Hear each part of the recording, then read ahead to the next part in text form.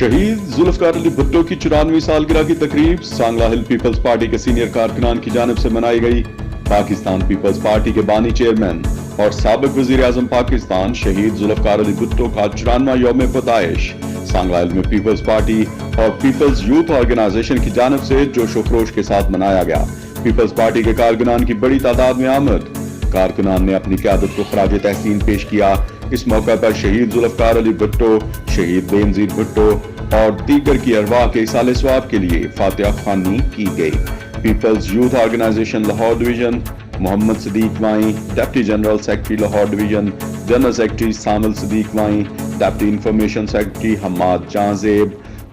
Punjab council کے member Chaudhry Muhammad Irshad Anjum, deputy general secretary Nankana Syed Shozab Hussain, city صدر Sangla hill Chaudhry Muhammad Mansha, information secretary city Salman Khan, tehsil general secretary Muhammad سٹیم M A, Samad Siddique Wyne, general secretary people's youth organization Lahore division.